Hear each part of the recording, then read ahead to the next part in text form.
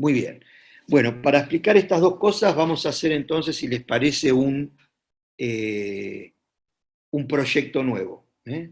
Y ejemplificamos sobre el proyecto nuevo. Abrimos el nuevo proyecto. Como siempre le decimos que es una aplicación de consola en lenguaje C. Vamos a ponerle 2020-05-21.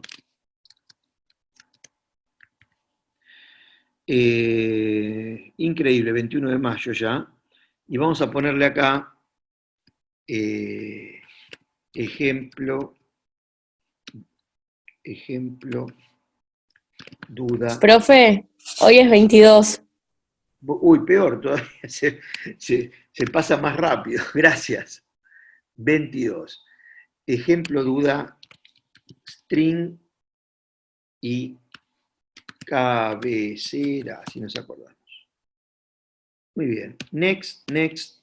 Y aquí tenemos nuestro proyecto. Bueno, vamos a empezar por la cabecera, ya que lo hacemos de cero. Bueno, supongamos que yo quiero usar la cabecera personalizada. Si no voy a usar la cabecera personalizada, acá tengo que poner todos los includes de las cabeceras de las librerías y elementos que yo quiero usar. Si quiero usar el tipo bool, tengo que poner el include standardbool.h. Si quiero usar el set cursor position, tengo que usar el windows.h. Bueno, todo lo que fuimos viendo en los ejemplos estos anteriores. Ahora, todo eso lo tengo resumido en la cabecera personalizada que se llama mi cabecera.h. Entonces, para incluir un archivo de cabecera indicándole la ruta, lo voy a hacer poniendo numeral include y los signos entre comillas dobles. ¿Sí? Entonces, lo que yo tengo que ver es, desde donde yo tengo grabado este main, ¿cómo hago para llegar al archivo cabecera.h? ¿Sí? Lo puedo poner en cualquier lugar. Lo que tengo que ver es cómo llego desde el lugar o desde la carpeta ejemplo, duda, string y cabecera, que es la que contiene el main que estamos trabajando, hasta donde está el archivo de cabecera. Bueno, en mi caso, ojo que una vez que ponen esa ruta fija, después tienen que respetarla, ¿no? Porque si me mueven el archivo de cabecera, todas las cabeceras de los programas que estén mirando ahí, nada, se van a corromper. Con lo cual digo, el archivo de cabecera, si lo van a usar para el examen, entonces ustedes esa carpeta va a tener que estar incluida de alguna manera en una ruta dentro de lo que ustedes están entregando en el SIT.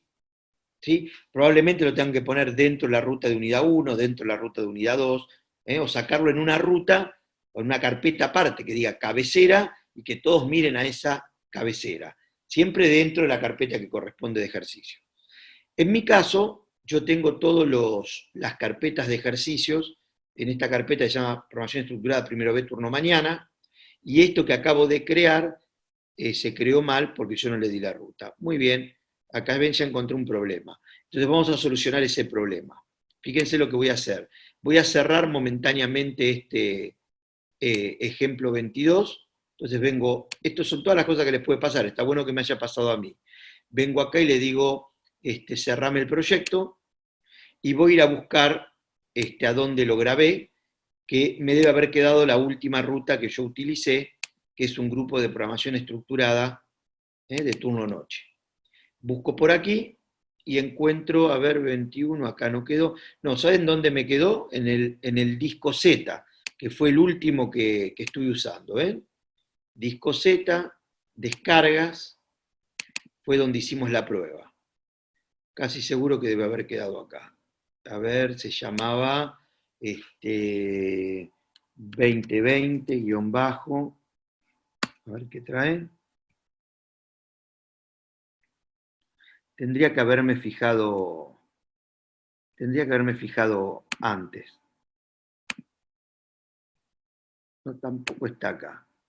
Tampoco está acá. A ver en cuál pudo haber quedado. Bueno, lo voy a buscar entonces de nuevo a mi carpetita. ¿Cuál pude haber usado? A ver, déjenme pensar. Hoy es viernes a la mañana. Qué raro. Bueno, si tengo dudas de dónde está, puedo también venir acá, decirle File, Open, tratar de buscar.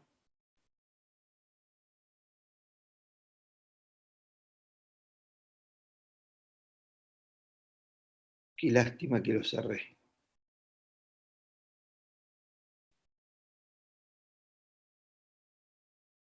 No lo voy a encontrar más. Lo voy a tener que armar de nuevo. Les quería mostrar cómo traerlo. ¿Dónde me lo habrá puesto? A ver si lo busco acá. Si tengo suerte. Era 2020-05-22. 05-22. Acá está.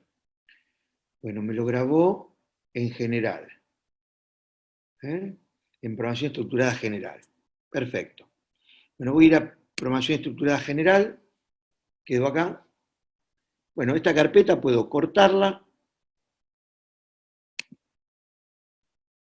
y llevármela, en este caso, a mi carpeta, que es primero B turno mañana, y pegarla. Bien. Entonces ahora voy a ver que tengo mi carpeta, está aquí abajo, ejemplo, duda, string y cabecera. El main está acá adentro. Entonces yo tengo que ver cómo llego de acá adentro, de esta carpeta, hasta dónde está el archivo de cabecera. En mi caso, el archivo de cabecera lo tengo en una carpeta que se llama cabecera. Ahí tengo mi archivo .h. Este es el archivito importante, todo lo otro no importa. Este. Entonces, si ustedes se fijan, lo que tendría que hacer yo es, desde mi carpeta, ejemplo, duda, string y cabecera, tendría, fíjense lo que hago acá, tendría que salir un nivel para atrás, entrar en cabecera, y a partir de ahí agarrar mi cabecera.h. Ese es el camino que tengo que hacer para encontrarlo. Bueno, entonces vengo aquí a mi proyecto, voy a reponer este proyecto que teníamos hecho, está por acá, perfecto. Y en el main de mi proyecto, ¿se acuerdan lo que dije? Tengo que salir un nivel para abajo, entonces pongo punto, punto. Eso significa ir al directorio anterior, barra. Si quisiera subir 2 niveles, ¿qué hago? Punto, punto de nuevo.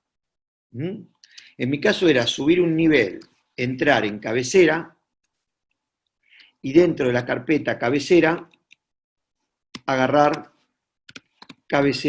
mi cabecera.h.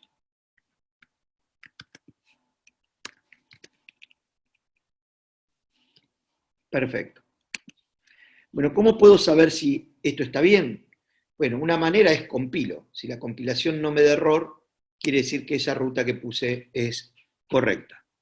Bueno, vamos a ver acá qué me dice. Algo no le gustó de acá, cabecera, ¿ven? Había puesto mal el nombre de la carpeta. Vuelvo a compilar. Bueno, ahí está compilando sin errores. Listo, ya está incluida mi cabecera. Ya para saber si la ruta está bien, compilo. Si quiero chequear si funciona, bueno, me paro dentro del main y, por ejemplo, pongo post cursor y tiene que aparecer la función. Listo, con eso ya incorporé mi archivo, mi cabecera.h. Y lo puse en una carpetita aparte, entonces todos mis programas que entregue, supongamos de la unidad 1, van a apuntar ahí, a mi cabecera como corresponde. ¿Se entendió? ¿Quién había hecho la pregunta? Creo que era Lautaro. ¿Lo entendiste, Lautaro? Genial. Vamos a la segunda consulta, que era un string. Bueno, un string es una cadena de char. O sea, un char es un carácter y un string es un conjunto de char. Si nosotros quisiéramos Graficar, por ejemplo, podríamos decir que esto así, muchos char, si cada cuadradito representa un char, todo este conjunto representa un string. Un vector de char se llama, un array de char. Entonces, para manejarlo, la manera que tiene C de expresar eso es poniendo char, el nombre, y entre corchetes, cuántos char quiero que posea. Por ejemplo, 10. Le puedo también asignar un texto. Siempre que asignen un string va entre comillas doble, no entre comillas simple como el char, siempre entre comillas doble. Entonces, vamos a suponer que le pongo hola. ¿Estás grabando esta clase? ¿Cómo? ¿Estás grabando esta clase? No te escucho. Si estás grabando esta clase. Sí, claro. Ah, ahí vi el coso rojo. Gracias. Sí. De nada. Entonces pongo hola mundo, ¿no? Y quiero que vean qué pasa con esto que escribí. 1, 2, 3, 4, 5, 6, 7, 8, 9, 10. Eso es lo que quiero que vean, justo 10. Bueno, voy a poner una pausa aquí. Voy a compilar. Faltó el punto y coma.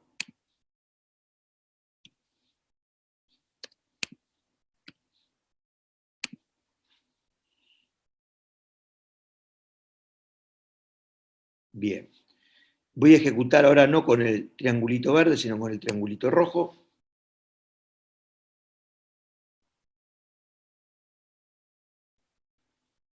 Bien, y ahí paró. Entonces, no sé si llegas a observar aquí abajo, ahí paré la ejecución, que me está diciendo que una variable llamada string contiene hola mundo. Justo los 10 caracteres.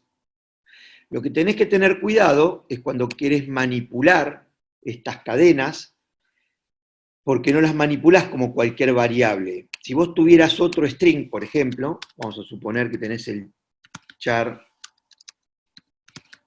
auxiliar, también de 10, o de 20, vamos a hacerlo más grande. Vos no podés decirle igual string. Esto, ¿sí?, que parecería razonable, te va a dar un error. Ahí salió el error y lo vemos. Dice 6, bueno, error, invalid, inicializador inválido. ¿Por qué? Porque todo lo que es manejo de string se manejan con funciones. Entonces, vos, por ejemplo, para hacer eso tendrías que usar la función str copy, cpy, str copy, ¿sí?, que está en la librería string.h, si mi memoria no falla, déjenme chequearlo. Está en la librería donde tenemos el navegador, está en la librería string.h, tenés strcopy. Ahí estamos, strcopy.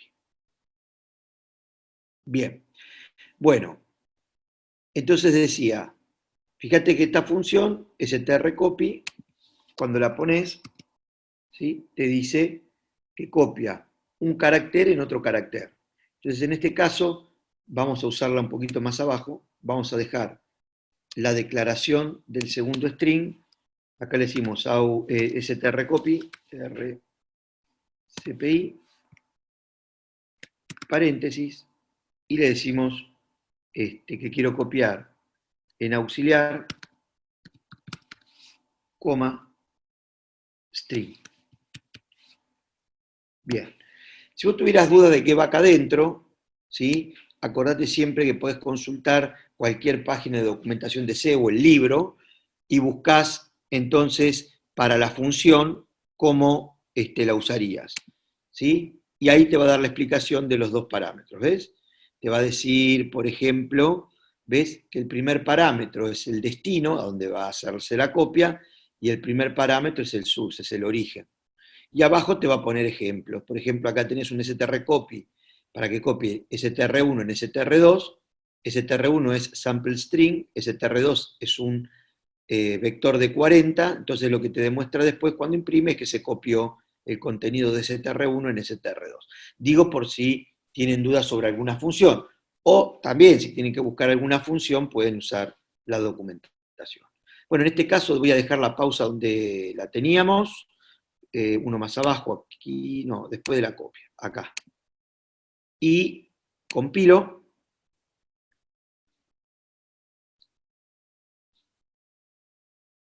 Ejecuto con el triangulito rojo, y en la ventana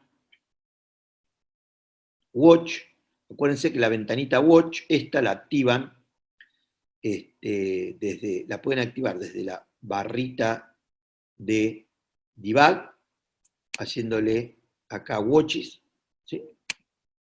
Bueno, y ahí estoy viendo el string hola mundo, y en la auxiliar copiado, ¿sí? El string hola mundo, más esto que ven acá, O barra 000, que esto significa fin de string. Y eso es lo que le quería mostrar, por eso se lo hice más largo, ¿sí? En el otro no tuvimos fin de string porque justamente medía 10.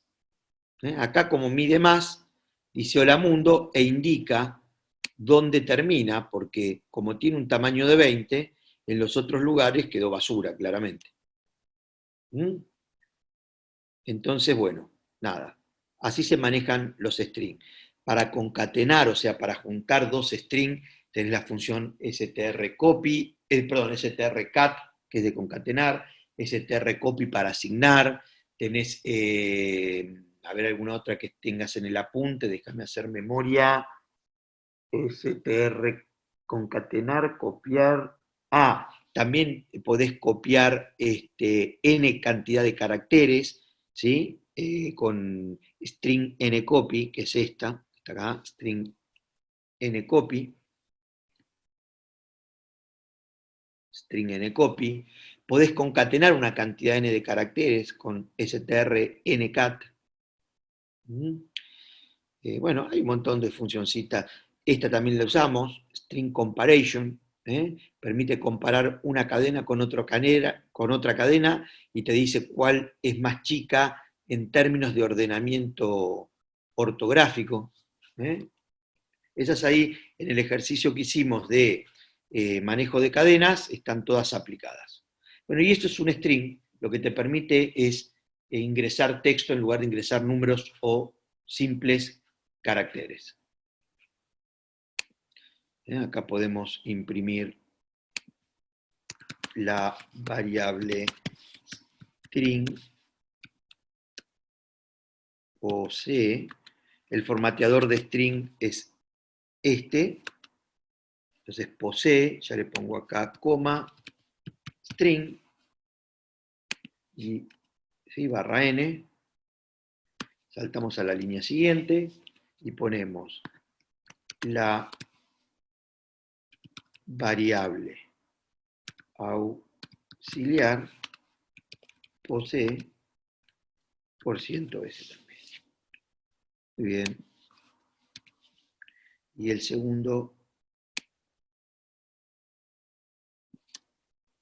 va a ser auxiliar. Bueno, genial. Acá podemos, como tenemos la cabecera, podemos usar pausa con leyenda, ¿sí? Entonces le decimos oprima una tecla para continuar y que esto me lo muestre en la columna 30, fila 10.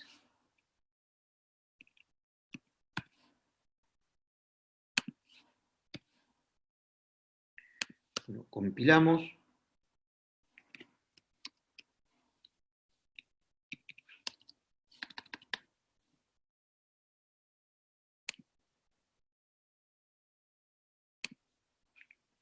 Ejecutamos.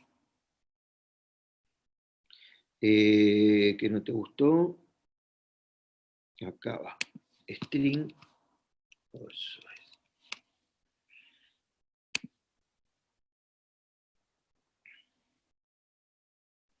Bien, entonces dice, la variable string posee hola mundo y la variable auxiliar posee hola mundo. ¿Sí? A ver si está saliendo. ¿Por qué está saliendo SA?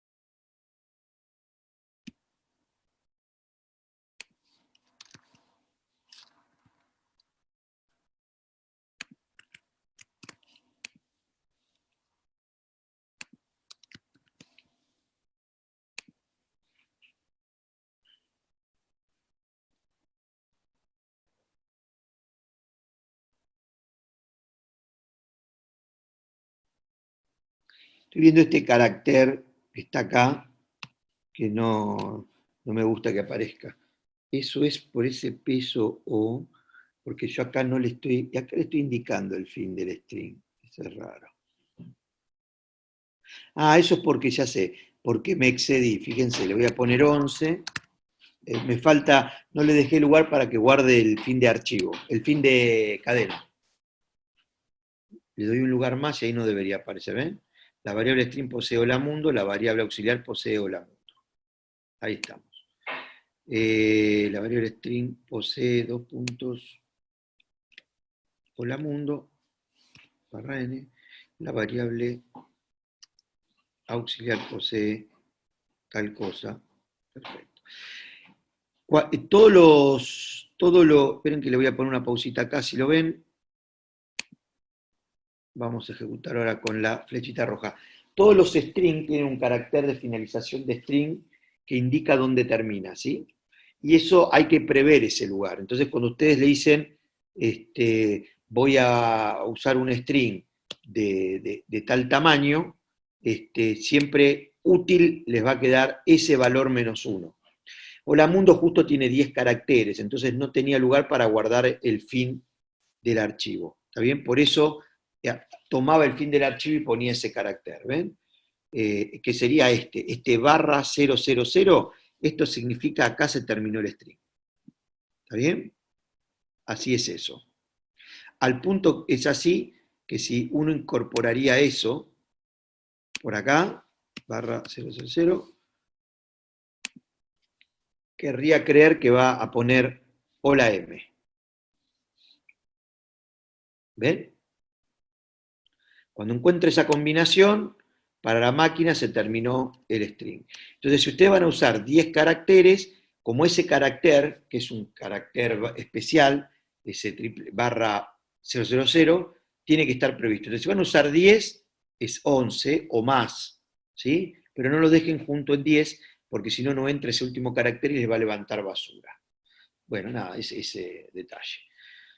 Así que bueno, Lautaro, creo que estaba preguntando, más o menos quedó claro que es un string, Lautaro. Sí. Si puede ir un flash abajo del string. No, el flash se usa antes de los scanf. O sea, vos podés ponerlo donde quieras, pero el sentido de poner un flash es que limpie el buffer antes que hagas un scanf. Entonces, en general lo vas a ver como la línea anterior al scanf. Una consulta. Sí. Cuando tengamos que, esto es más el examen, cuando tengamos que defender los programas, tendremos que defender por qué razón usamos tal herramienta, ¿verdad? Tal instrucción, sí. Listo. Más o menos para ir viendo La Depende de defensa igual será de los ejercicios del depende de la parcial. pregunta. ¿Por qué usaste la herramienta o por qué usaste esa estrategia? Y es una pregunta para tu programa, no para otro, ¿entendés? O Sí, sea, ¿por qué lo resolviste con dos for anidados? Y otro por ahí lo resolvió con un for y un do while, otro lo resolvió con un while y un for, otro lo usó con un solo for. Entonces depende, no es solamente qué hace la instrucción, digo. Las preguntas van a estar orientadas personalizando tu código, digamos. Porque de entendido. acuerdo al código que vos pusiste vas a explicar por qué lo hiciste así, por qué no lo hiciste de otra manera. O la pregunta puede ser, ¿por qué acá usaste dos for? ¿Cómo harías lo mismo usando dos while, por ejemplo? O dos do while. Y vos me Ah, explicarás, mira, acá el for lo usé para esto, hacia allá. Sí, si lo tuviera que cambiar con un do while, lo pondría de esta manera. Perfecto, estás entendiendo cómo usar los bucles, por ejemplo. entendido. De ese tipo de preguntas en la entrevista. Bueno, muy bien. Bueno, ¿alguna otra duda? Sí, dale, decime, Lautaro, no hay problema, todas las que necesiten.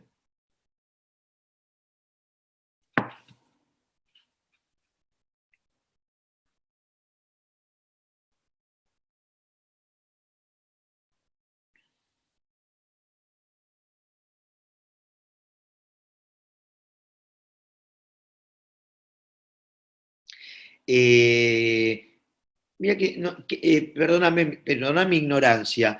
¿Qué es Zorin? ¿Qué es un sistema operativo de Linux? Zorin sí es como un Ubuntu Ubuntu. Claro, de la base de Linux. entiendo, perfecto. Mira, ¿sabés qué puede pasar? La codificación, que la codificación interna que hace el compilador sea distinta. Entonces, por eso cuando vos, ¿cuándo te da la falla? ¿Al ejecutar o cuando querés abrir el proyecto? No, el proyecto se abre, yo le doy a compilar y ejecutar y no ejecuta, directamente no ejecuta. ¿No? ¿Y la compilación te da sin errores? Claro, Bueno, y yo ese mismo código hago un nuevo proyecto dentro del Zorin, lo copio y pego tal cual y sí anda. entiendo. Eso es porque, evidentemente, el CodeBlocks, cuando abre el proyecto, está configurando internamente cosas en base al sistema operativo. ¿Entendés? Y evidentemente lo que está configurando para el Windows no es compatible con el Zorin. Por eso en un caso te anda y en otro no. Habría que revisar muy en profundidad todo lo que configura el CodeBlocks cuando vos le decís quiero abrir un proyecto y estás en Windows, contra todo lo que configura el CodeBlocks cuando vos le decís quiero configurar un proyecto y estoy en Zorin. Puede ser, por ejemplo, algo tan básico como la codificación, ¿viste? Todos los códigos que están escritos acá usan una codificación, ¿ves? Que la ves acá en Setting. Ya me imagino por dónde debe estar viniendo la cosa. A ver, creo que estaba acá en editor. ¿Ves? Que por defecto usa una codificación Windows 1252. Y seguramente que Linux esta no la maneja. Entonces, por ahí está usando un UTF-8. ¿Entendés? Por eso no te anda. Entonces, por ahí lo que podrías hacer es abrí un proyecto nuevo en Windows, venite acá a todo lo que es el seteo y acá en la parte de general, andate a Encoding Setting y ponele UTF-8, que es una muy estándar, ¿sí? Y grabá tu proyecto con un código sencillo, con un hola mundo. Y llevate ese proyecto en UTF-8, llévatelo a Zorin, abrilo y probalo a ejecutar, compilalo y ejecutarlo. Fíjate si te da el mismo error. Si te deja de dar error, era por la codificación utilizada. ¿Sí? Lo mismo que las ISO, ¿ves? La 8859 es una norma muy estándar. Entonces, bueno, estoy seguro que tiene que ver con eso, con la codificación de los caracteres. Y con el UTF-8 funcionan las mismas cabeceras o cambia Sí, algo. sí, sí. Es el set de caracteres que está usando internamente el A ver. compilador y el entorno para escribir los archivos de texto. Y no coinciden, ¿viste? Por ejemplo, si vos exportás un archivo en ISO, y después lo querés ver en UTF, los acentos, las señas no te las va a mostrar, porque son distintos, esos números de caracteres son distintos en un código de página que en otro código de página. Y esto es lo que le debe estar pasando al Zorin con respecto a la codificación Windows que vos estás usando en Windows. Él no lo entiende, más que no lo entiende, está usando otra. De hecho, te podrías fijar, esto es bien fácil, mira, abrí tu Zorin y anda acá en Setting, Environment, y anda a donde te mostré recién, Environment no, anda a Editor, te vas a Setting, Editor, y en general te vas acá, en general, te vas a la última lengüeta, fíjate que dice acá Zorin, y vas a ver que es distinto que lo que dice el CodeBlocks en Windows. Entonces busca que sea compatible, que los dos trabajen con el mismo sistema de páginas. Y ahí no deberías tener problemas. Bueno, gracias. De nada. Sí, ok. Profe, disculpe. Sí. Para citar el archivo necesitamos un programa que lo comprima. ¿Cuál recomienda usted? Mira, el más tradicional de todos, yo uso varios, pero el más tradicional de todos era el WinZip. Si no, tenés también otro que se llama UZIP. Y si no, cualquier... WinZip, listo.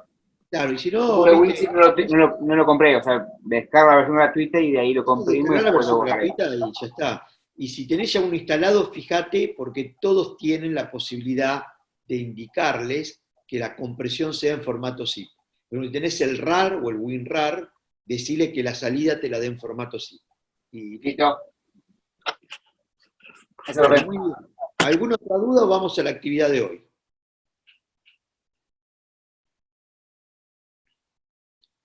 ¿Un feedback? ¿Un seguimos o hay alguna otra pregunta?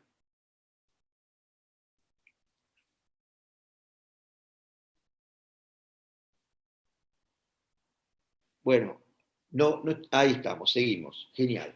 Bueno, lo que vamos a hacer entonces ahora, si les parece, vamos a hacer una práctica integral para practicar un montón de cositas que les van a venir bien para los ejercicios, las guías y todo. Siempre de lo que ya vimos. Si yo les voy a dar un ejercicio, les voy a plantear la consigna, los voy a dividir en grupos, como hacemos siempre. Mientras están en los grupos, yo voy a aprovechar para pasar la lista, que todavía no pasé, y ustedes van a hacer la resolución de lo que yo les planteé. Y después, en una hora más o menos, que son las 11, sí, a las 12, nos volvemos a encontrar en la sala común y vamos a hacer una puesta en común. Los que hayan resuelto el ejercicio pueden mostrarlo y explicar qué solución utilizaron y por qué. Y bueno, nada, si alguno tuvo dificultad, puede preguntar lo que no entienda y después yo les voy a mostrar una solución que voy a programar ahora en 2 segunditos rápida, como posible alternativa para que les quede a ustedes acá como resolución de ese ejercicio. ¿Correcto? Entonces voy a compartirles la pizarra para trasladarle la consigna, y la consigna es la siguiente.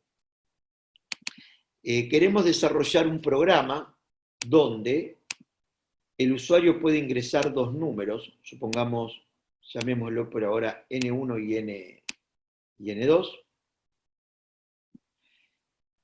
y entre este rango numérico yo quiero saber qué números son primos. Primos.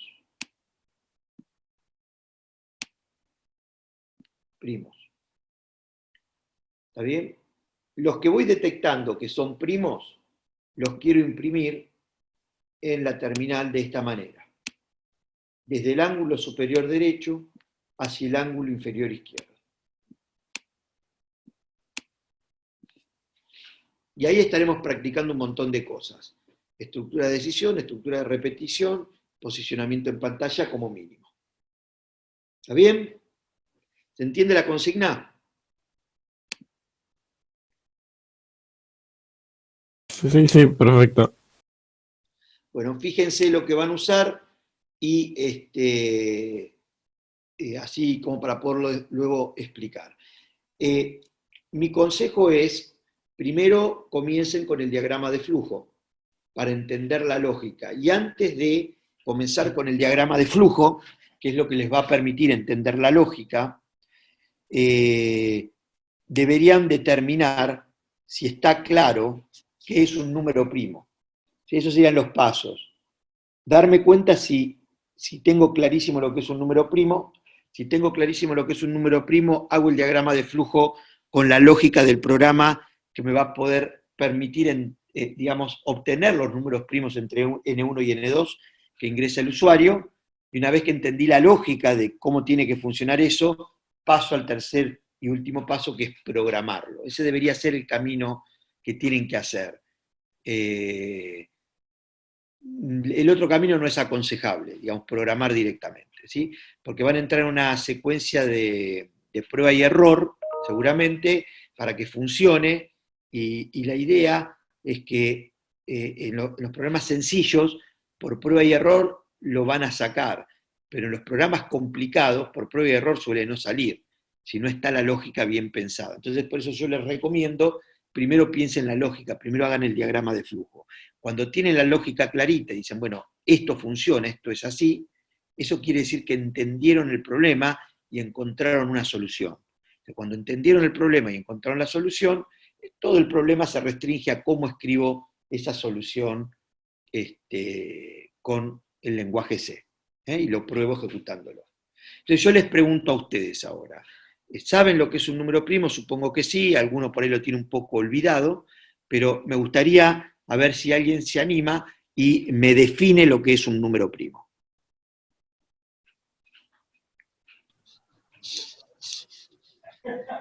Es que es divisible por uno y por sí mismo. Bien, no sé quién habló, no lo llegué a ver, pero tomemos esa definición que es divisible por uno y por sí mismo. ¿Está bien? ¿Qué significa que es divisible por uno y por sí mismo? También que es natural y mayor que 1. ¿Qué es natural y mayor que uno? Los números primos. Sí, correcto. Pero hay muchos números naturales y mayores de 1, y algunos son naturales mayores de 1 y no primos. Porque no son divisibles por sí mismos. Todo número, ¿y qué significa divisible por sí mismo? ¿Qué Que no deja, entiendes por divisible? que no deja resto. O sea que el resto... Exacto. Es 0. 0. Bueno, a ver, entonces ármenme todo eso que definieron, ármenlo como una explicación. Si yo les estuviera preguntando, definime qué es un número primo, ¿qué me dicen?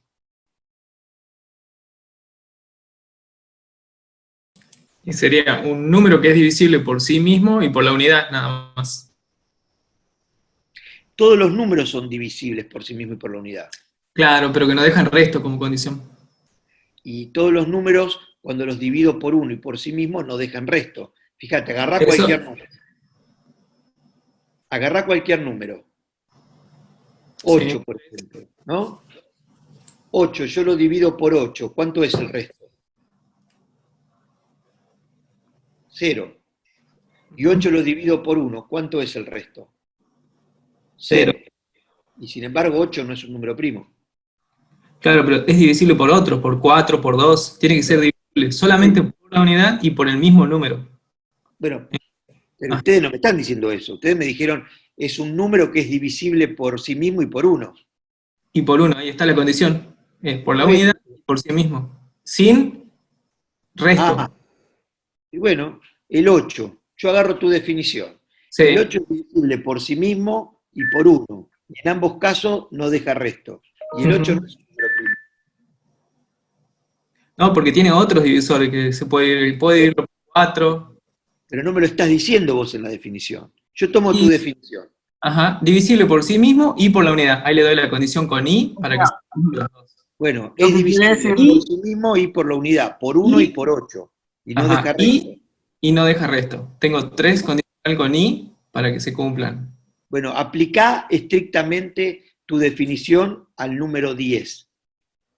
El 10 no es primo y vos me estás diciendo que es primo con tu definición. Fíjate, el 10 dividido 1 y dividido 10, en ambos casos da 0 el resto. Sin embargo, el 10 no es un número primo. Está mal la definición.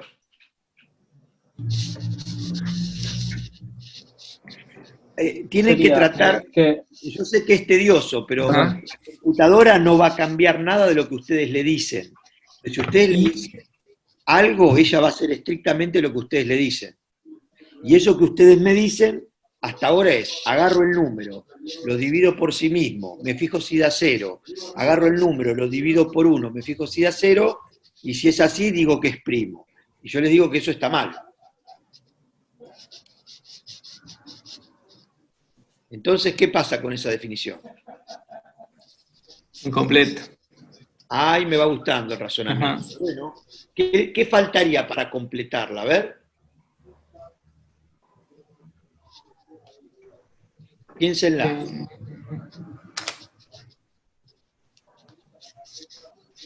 ¿Cómo calculan ustedes? ¿Qué hacen ustedes para saber si un número es primo?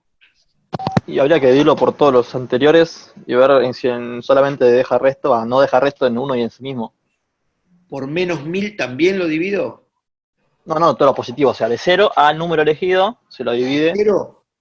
Bueno, en 0 no, porque no se puede dividir por 0, ¿no? Pero bueno, 1 a 1000, por ejemplo, y lo vamos dividiendo. ¿Y qué miro? Si solamente se puede dividir, o sea, si vamos probando los restos en cada división. Si en alguna de esas tiene resto, o sea, en realidad si no deja resto solamente en sí mismo y en uno, es primo. Si en alguna de esas otras divisiones no deja resto, entonces no es primo. Qué Algo así. lío, ¿no? Tanto lío para definir un primo. Muy O bien. sea, serían los naturales mayores a 1. Claro, habría que hacer un bucle bastante largo, porque habría que probar todas las divisiones anteriores de ese número, Bueno, hasta hay llegar que a sí buscar el mismo. algoritmo. Ese es el algoritmo, ¿no? Entonces vos Sí. lo que estás proponiendo, a ver si yo te voy a parafrasear y decirme si es correcto. Vos decís, yo agarro el número y lo voy a dividir por todos los valores que existen entre uno y sí mismo. Claro, probando los restos. Cada vez que divido, voy mirando el resto. Sí. ¿Y cómo sigue lo tuyo? Nada, y ahí podemos poner alguna variable bandera que me la marque. No, pero es invariable. La lógica, el algoritmo. Sí. Olvídense del código. Dale, ya agarro el número, lo divido por 1. ¿Y qué digo? ¿Cuál es tu lógica? ¿Qué hago? Como si lo estuviesen haciendo en papel. ¿Qué haces? Vamos chequeando los restos. Bueno, chequeás el resto de dividir el número por 1. ¿Y Sí. qué haces con eso? No tiene resto, listo, sigo al siguiente. No, Si en no tiene, alguno, puede no tener, siempre tiene un resto. Porque es más un el número. resto es 0, Ah, bueno. Yo voy disculpen probando. que sea muy específico en la pregunta, pero tienen que acostumbrarse a pensar así porque así se lo tienen que explicar a la computadora. Si no, la computadora nunca va a hacer lo que ustedes quieran. Si yo le digo a la computadora no tiene resto, me da error, porque la computadora va a decir sí tiene resto. Si a mí me da un número el resto, ¿cómo no tiene resto? Tiene resto. El resto puede ser 0 o puede ser distinto de 0. ¿Correcto? Sí. Pero, profe, Bien. los números primos son aquellos números que solamente pueden ser divisibles por sí mismos por 1 y nada más. ¿No? Y si, o sea, si se puede dividir por otros números, ya no es primo. ¿No? Eso es. Estaría en condiciones de decirte que es incorrecta esa definición, porque yo te puedo demostrar que todo número es divisible por sí mismo y por 1, y el resto da 0. Y todos los Pero números ponele. son primos. Pero ponele, te doy un ejemplo de 7. Sí. 7 para que dé 0, los únicos divisores que tienen que dar 0 es 7 y Pero 1. pará. Si me cambiás la división me haces trampa, porque vos ya agregaste una palabra, dijiste los únicos. Vos no me diste esa definición. Tenés que probar cuáles son los únicos. Todo Es el tema. número que es divisible por 1 y por sí mismo. Único no apareció nunca. Entonces ya, digamos, una definición no es igual a la otra. ¿Entendés? A una no le pusiste los únicos.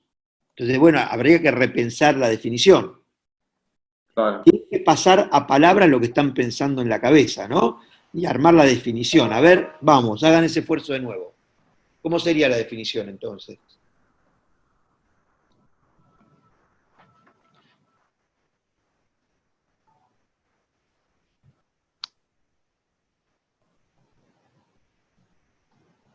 ¿Cómo sería?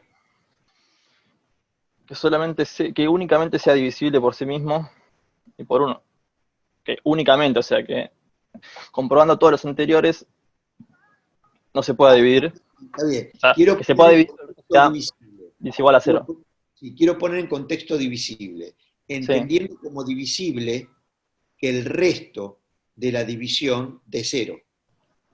Sí. Eso sería divisible. O sea,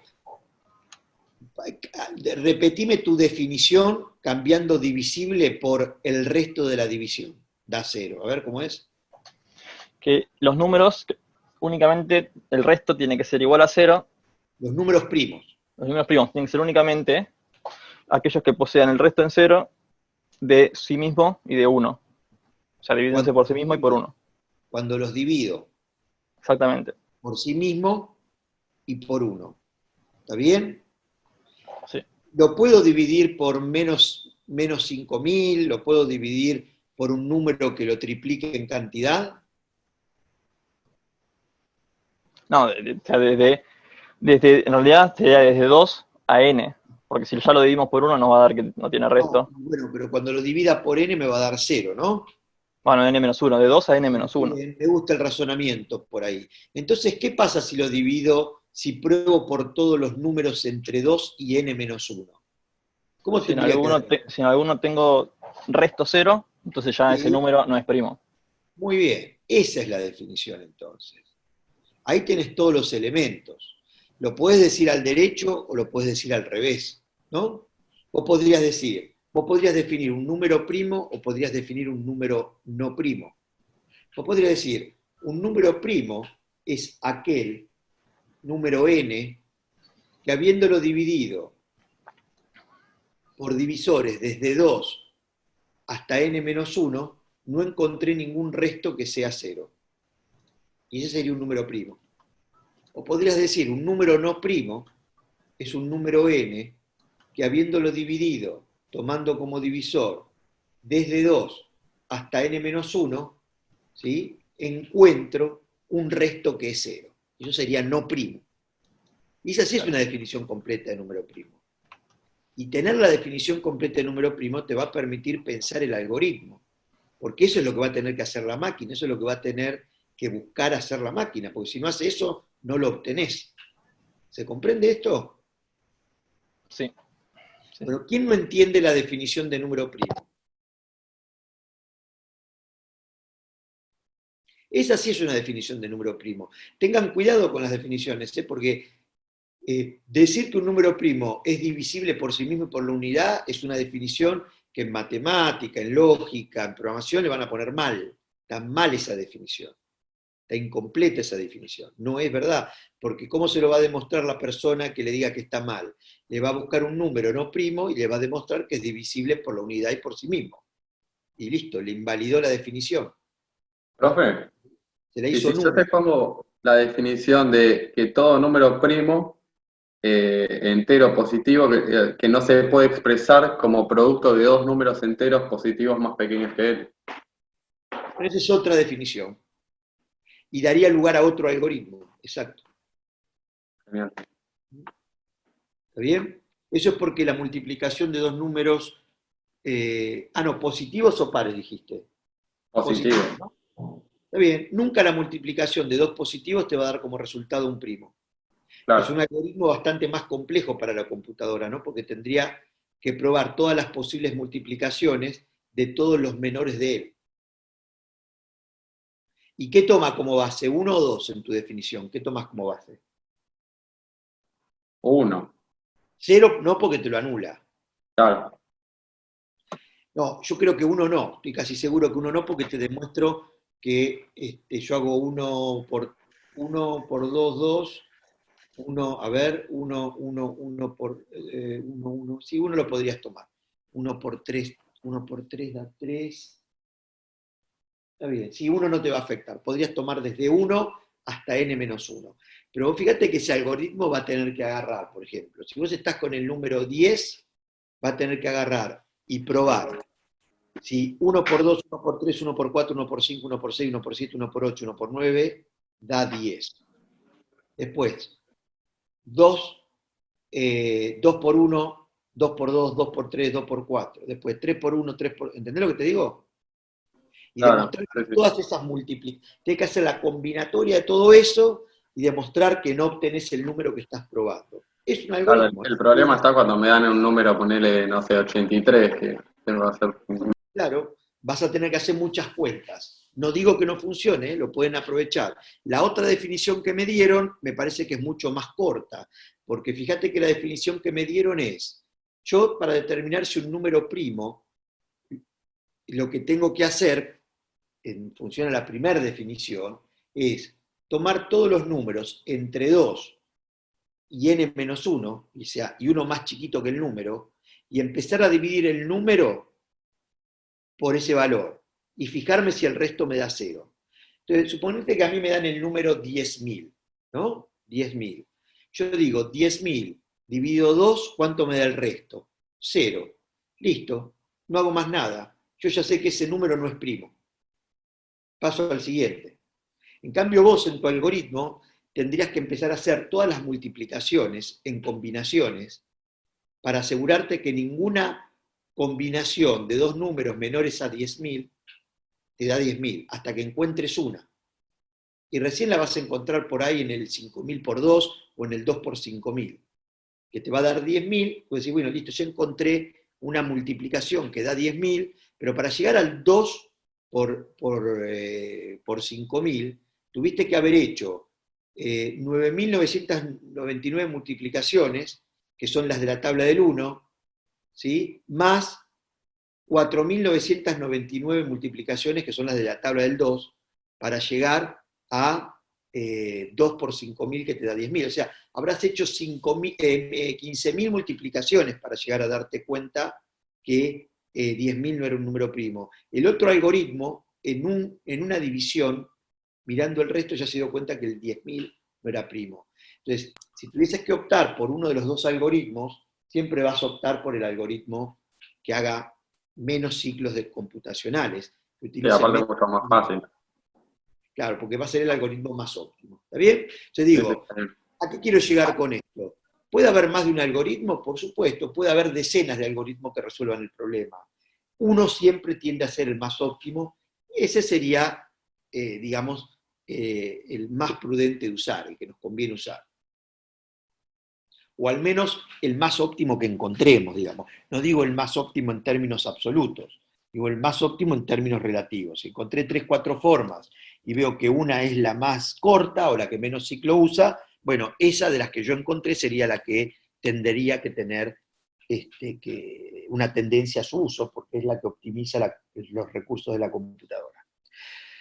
Bueno, creo que más o menos entendieron para dónde va la cosa, ¿sí? ¿Sí? O sea, tienen que hacer el algoritmo, entonces, que calcula el número primo. Y una vez que lo tienen, después programarlo. ¿Sí? Bueno, los divido. Sí, sí, sí, dale. Bueno, no pienses en el código, Lautaro, primero pensá en el algoritmo, o sea, pensá en cómo vas a hacer, ¿no? Decir, bueno, ¿qué necesito para acá? Necesito una variable inicio, declaro las variables, necesito la variable n1, la variable n2. Bueno, después, ¿qué voy a hacer? Le voy a pedir al usuario que ingrese n1, que ingrese n2. Bien, después, ¿qué voy a hacer? Bueno, no sé, tengo que hacer un for que vaya recorriendo desde n1 hasta n2, cada número. ¿Qué hago con cada número? Y lo tengo que ir dividiendo desde 2. Bueno, eso es pensar la lógica. Piensen primero la lógica y después programen. Digamos, es así como se programa toda la vida. Las 14 materias de programación que van a tener, las van a pensar así. Siempre primero piensen la solución. Porque no van a poder programar con código lo que no entendieron primero con el cerebro. ¿Sí? Nadie puede programar en código una solución que no tiene. Nadie. Es como decir, bueno, yo quiero pintar la pared de mi casa. Perfecto, ¿dónde está la pintura? No tengo. Y no vas a poder pintar. Esto es lo mismo. Quiero escribir con C una solución. Bueno, ¿cuál es la solución? No sé cuál es la solución. Y no la puedes escribir con lenguaje C. Primero tenemos que ver la solución. ¿Sí? Este jueguito que yo les dejo hacer ahora en las primeras clases, en estos primeros 2 meses, de ir directamente al código, se los dejo hacer sanamente, porque tiene un objetivo, y es que se familiaricen con las instrucciones, con la sintaxis, pero nunca un programa se va a empezar por el código.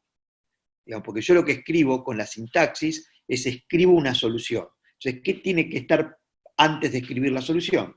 Tiene que estar la solución. ¿Y dónde van a pensar la solución? Y en la cabeza, con un diagrama de flujo. Entonces, siempre la lógica es empezar por el diagrama de flujo. Si no, no van a poder programar. Cuando uno va directamente al código es para jugar con la sintaxis, para entender el lenguaje C. Pero entendiendo el lenguaje C no se aprende a programar. Entendiendo el lenguaje C, ¿qué se aprende? Se aprende a escribir programas en C. Escribir programas en C no significa estar buscando soluciones a problemas. Significa eso, escribir programas en C. Entonces, ahí ya les estoy marcando una diferencia genial entre un analista y un programador, ¿no? O sea, un analista va a aprender también a solucionar problemas. Un programador nada más sabe transcribir la solución que pensó otro en un lenguaje de programación. No sabe pensar soluciones. Entonces, parece mentira, ¿no? Pero es una diferencia muy trascendente, muy trascendente. Bueno, vamos, los divido y empiecen a hacer el ejercicio de armar el diagrama de flujo, a ver qué les sale, y cuando lo terminan, o lo tienen bastante adelantado, hagan el código. Si alguno intuye que con el código les resulta más fácil, lo que pueden hacer en el grupo, uno tenga abierto el CodeBlocks, el otro el Draw.io o la herramienta que estén usando para graficar, y vayan haciéndolo paralelo, y vayan compartiendo las dos pantallas. Mientras tiran un par de líneas de código, vayan poniendo un par de gráficos en el graficador, y van viendo cómo se relaciona una cosa con la otra. De eso también se trata la guía que están resolviendo. Bueno, ¿nos vamos a los grupos? Así, porque si no, no nos va a alcanzar el tiempo. Les quiero dar una horita para que hagan esto, ya se nos van a hacer las 12:30. Bueno, muy bien, ahí vamos a los grupos entonces. Somos más de 20, podemos armar 4 grupos entonces, 4 grupos de 5 o 6 personas. Bueno, nos vemos ahí, yo voy a ir dando vueltas por la sala. Los dejo que trabajen un ratito, 15, 20 minutos, para que tengan algo armado, y voy a ir entrando, así si tienen dudas me van consultando y lo pueden seguir avanzando.